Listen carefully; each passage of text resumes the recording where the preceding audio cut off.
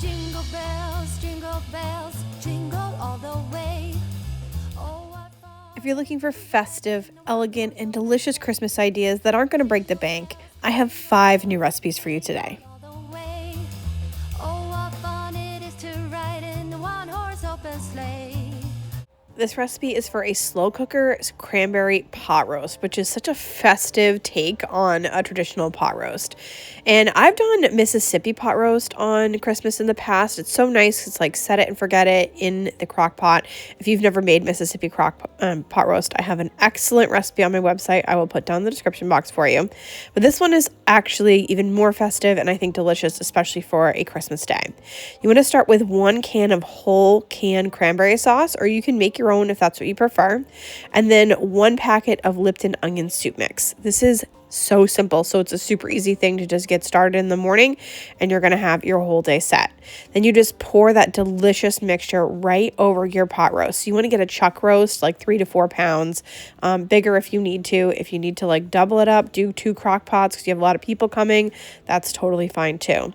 And then you want to put 4 tablespoons of butter. I had actually run out, so like I added some butter later when I got some more, but that was fine. And then you want to cook it on low for 6 to 8 hours until it's basically falling apart. You can also do high for 4 hours if you need to get things started a little bit later. But I always prefer with the pot roast to cook it low and slow. I just feel like it cooks up so much more tender that way. And then you could just remove your pot roast to whatever pan you plan on serving it in. I think it's nice to like put it on a platter if you're serving it for Christmas Day. And then I used a slotted spoon to just pull out some of those cranberries. You can even throw in some fresh cranberries like right on top at the beginning when you're cooking your roast, and then they'll have some even more like fresh cranberries on it. I just didn't have any at the time, but that would add a pop of color for sure, and it would still be quite delicious. And then you could just slice up your beef, and you'll notice it's basically just falling apart, but you kind of try and slice it into some pieces. And then we just served ours with some mashed potatoes. I think this would taste excellent with a side of green beans or maybe some broccoli. I really like this because it's such an amazing flavor, but it's also very inexpensive, especially compared to something like a prime rib or something for Christmas Day, but it's still extremely elegant.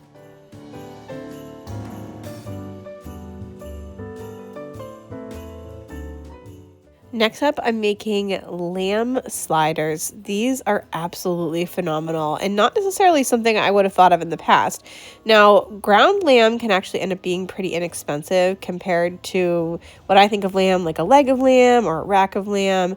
But again, it's still an elevated flavor, and these sliders are really festive and cute. You want to start by beating 1 egg in a medium bowl.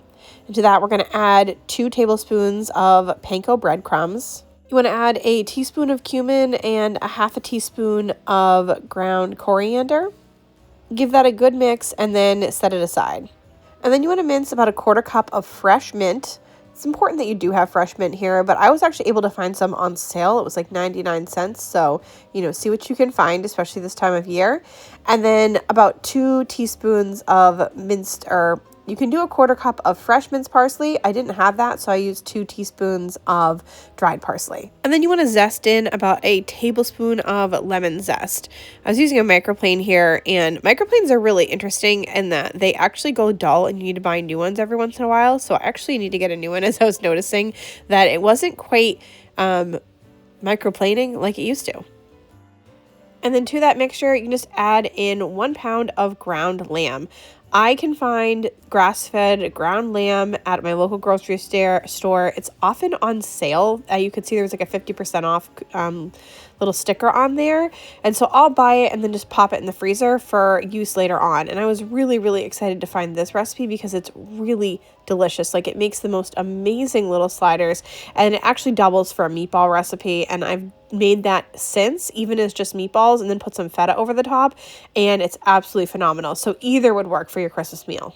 And then once that's well mixed, you want to shape it into tiny burger patties. So I use a tablespoon and a half cookie scoop here just to make sure that everything was pretty even in size. And then just almost like making a meatball and then flattening it out right onto a cookie sheet. I used a parchment paper liner, but I wouldn't actually recommend that. You should actually use a foil liner because you're going to broil these. And so we're going to broil these for 6 to 8 minutes total. So it's really fast. And then we're going to flip them halfway through. And they cook up super, super quick, super evenly, and taste amazing. And while those are cooking, we're going to make up the little slider buns. So that 1 pound of beef makes about 10 sliders, which is a little funky because the slider rolls come in packs of 12, but you can kind of figure it out. You could buy 2 pounds and that would be phenomenal as well, especially if you're having more people. I mean, these are going to be so cute as a little holiday treat. So you just want to slice your burger buns in half, and we're not going to like put them back in the oven and bake them like some of the slider recipes you see today. We're just going to use those as our buns, like as if we're making hamburgers. And then you want to spread red pepper jelly on the top of each of the burger buns. Now, I found mine at Aldi, but you can usually find this. I know like Stonewall Kitchen has it. I think like Harry and David, but I think you can also find it at the regular grocery store. You're just looking for red pepper jelly. It's kind of like a sweet and tangy jam. It tastes so good with these sliders. Now, my mom has an allergy to red peppers, and I was thinking about it. She loves mint jelly, and I was like, I bet you could also make these sliders with mint jelly if you're a person who just loves mint jelly with lamb. So I feel like that's a great alternative option if you can't either find red pepper jelly or you just are like, I don't really like red pepper jelly. That sounds weird. I personally thought the taste with sliders was incredible, so I would recommend it 100%. And then we're just going to put some pieces of lettuce on this for nice, fresh, crispy crunch.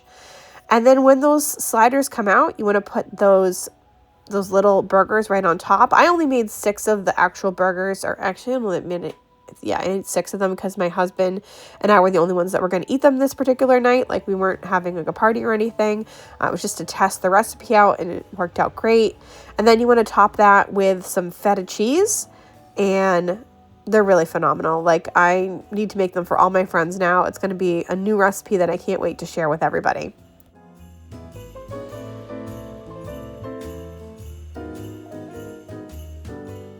Next up, I have a festive meatball bake. I feel like meatballs are good all times of year, especially because ground beef is like, there's always a sale somewhere on it, so I feel like it's easy to get. I'm going to make a ton of meatballs tonight because I figured I'm going to make extra. My kids absolutely love them. I froze them and I end up cooking some later. So we're going to use about a third of what I actually make for this recipe. But you can also see how easily it is to triple the recipe, especially if you're serving a crowd. So I just want to start by mincing up a teaspoon of garlic. You can see I'm doing 3 teaspoons. Add those to a bowl along with a pound or 3 of ground beef. This recipe is going to be in my blog, but if you didn't know, I have a meal plan, and this recipe and all the other meal plan recipes are in my meal plan for December. And so if you had been a member of the meal plan, you would have already received them on December 1st. So there's some great benefits to being a meal plan member. And if you want to sign up, I have a great deal going on right now. Just click the link down in the description box. So to the ground beef, you want to add a 1/4 cup of panko breadcrumbs, a 1/4 cup of Parmesan cheese, a 1/4 cup of milk, and 1 egg, as well as a teaspoon of salt and a 1/2 teaspoon of black pepper. And then you just want to mix that well. You want to be really careful when you're mixing meatballs that you don't overmix them. So you want to make sure that everything is well incorporated. But if you mix it too much, it's going to be really dense and it's just not going to taste good. Like you don't want a dense meatball. And then again, I'm not sure what I'm thinking with all this parchment paper, but you should use foil or like oven-proof liner because we are going to broil these. And then I used a 1.5 tablespoon scoop for like a cookie scoop, and I kind of overfilled it to make about 1.5 inch size meatballs, rolled those by hand, and then placed them down on your baking sheet. And then you just want to broil them for 8 to 10 minutes, and you can flip them halfway through, and that should cook them all the way through. So it's a very similar recipe to what you're going to get with those lamb sliders. And then you want to put them right into a 9 by 13 baking dish. I have a festive one. It's always fun to use around the holidays. And pour sauce over that. So you just need 1 jar of sauce. I ended up making my own, so I just kind of poured that over the top. Then you want to sprinkle that with mozzarella cheese. You want 2 cups of mozzarella cheese.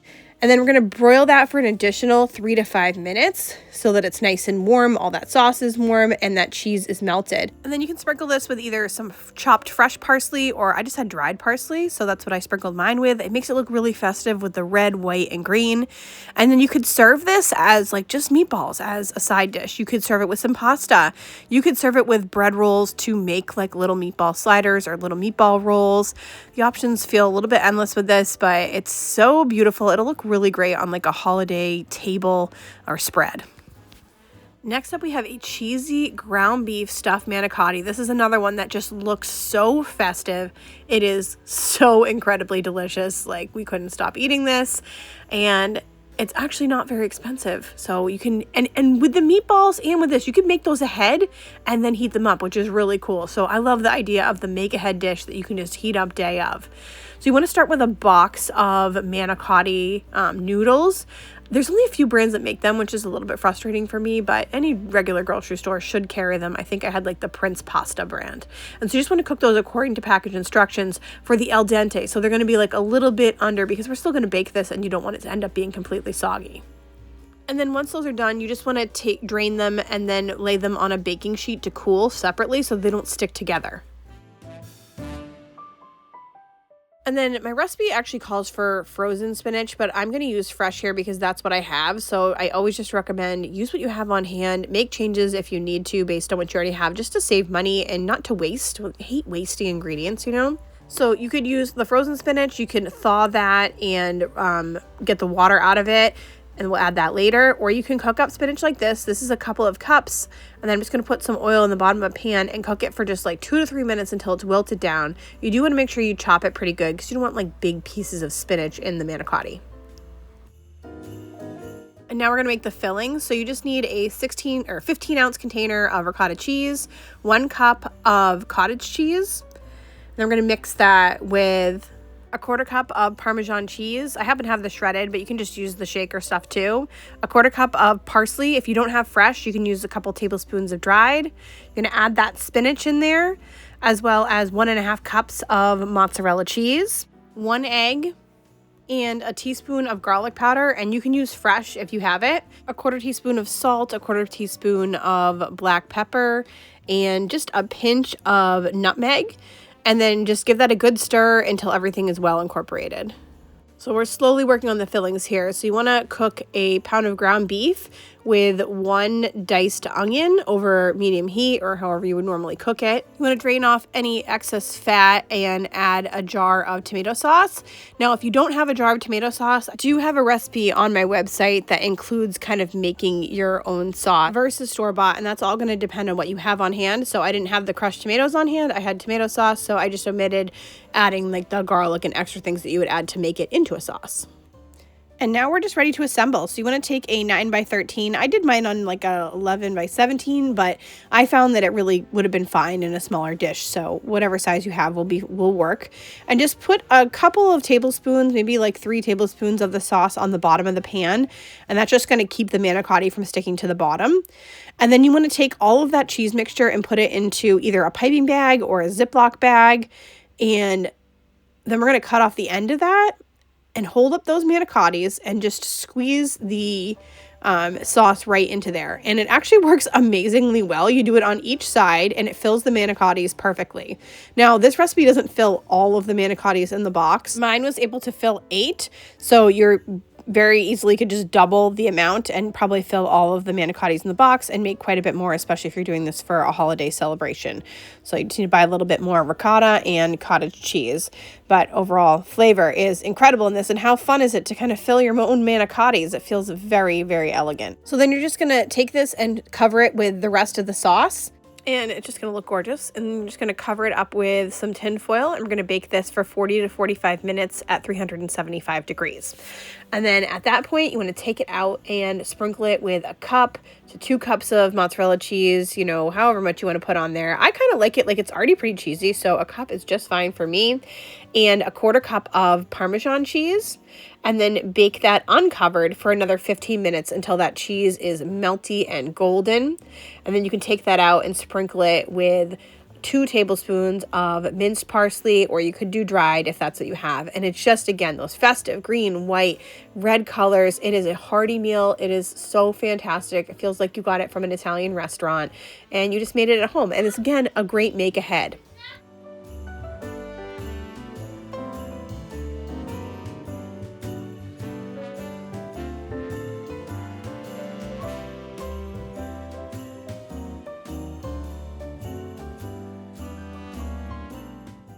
I feel like this is like the new viral recipe, so I had to try it. It felt like the perfect vegetarian dish to serve at Christmas time, and it is just full of flavor. I mean, oh my gosh, this is absolutely incredible. French onion, macaroni, and cheese. So you want to start with 4 onions, and you just want to slice those into rounds. So you slice them in half and then you slice them, and we're going to caramelize those onions. And we're going to do something really fun with them in order to give them a ton of flavor and cook them a little bit faster than it might usually take. So you want to start over a medium-low heat with about 2 tablespoons of olive oil, and then pour all of those onions into your pan. And we're just going to cook that stirring often for about 10 minutes until those onions begin to soften. At that point, you want to start pouring in a little bit of broth. So if you want to make this vegetarian, you could use vegetable broth. I actually use beef broth because I'm not vegetarian, so beef broth adds a lot of flavor, but any sort of broth is going to do, chicken broth too. And we're going to pour it down in almost like a risotto. You're going to keep pouring it in, and then it'll cook off, and then you can pour more in, and then it'll cook off. So just about a tablespoon or 2 at a time. And you're going to do this for 30 minutes, stirring pretty frequently. And what this is going to do is going to infuse a ton of flavor into those onions. It's going to give it that French onion flavor without actually cooking French onion soup. And so once those onions are deeply golden and caramelized, you want to remove them from the pan. And during this time, we're also cooking the pasta. I chose penne. That's just what I had on hand, but the little elbow noodles are good. The little twirly noodles are good. I don't know, I think gemelli and I can't think of what cavatappi I think is like the twirly ones that are great for mac and cheese. So you can choose whatever you want to cook up. So just follow the instructions on those. And while those onions are caramelizing, I'm also going to be shredding some cheese. So you need like 1 4-ounce block of Gruyere cheese and then a couple of cups of cheddar cheese as well. We're going to do kind of a mix on the two. Once those onions are done, we're going to take them out of the pan, and then in the same skillet, we're going to melt 3 tablespoons of butter. Once the butter is melted, you want to add in a 1/4 cup of flour and whisk it continuously because we're going to form a roux. And you're going to cook that for 2 to 3 minutes until it turns kind of golden and nutty. That's like basically what the roux is. It'll smell amazing. And it's going to be really nice because we're going to have all that onion flavor in the pan too. And then you're slowly going to add in milk. We're going to add in 2.5 cups of milk to this. We're going to slowly add it and stir it constantly until that milk thickens. This is going to be about 3 to 5 minutes. Once that's nice and thick, you want to add in a 1/4 teaspoon of nutmeg, and then we're going to stir in the Gruyere and cheddar cheese. But we're going to leave like a 1/4 cup for topping, maybe a 1/2 cup of either one, whichever one you like, or a little bit of both. And you're just going to mix that until melted and smooth. We're going to add in 3/4 of the caramelized onions right to that sauce and combine, and then add in the cooked pasta. So this is already amazing, like seriously. So good. You can just eat it like this if you want. But we're going to make it even better. We're going to pour it in a 9x13. And then top it with the remaining caramelized onions and the cheddar cheese. And we're going to add in some delicious breadcrumbs. I have about 1/3 cup, so it's not like a ton. And then we're going to bake it at 375 degrees for 25 to 30 minutes until it is golden and bubbly. And oh my gosh, you could sprinkle some more parsley or thyme on the top of this, but it is such an indulgent flavor, and for so little money, like this is a very inexpensive dish that really tastes so gourmet. Caramelized onions, I feel like they always just elevate everything. So this would be amazing on your holiday table, as well as all of these other amazing dishes. I hope you have an incredible Christmas, that you're able to stick to your budget and still eat well. I know you can do it, and I just appreciate you all.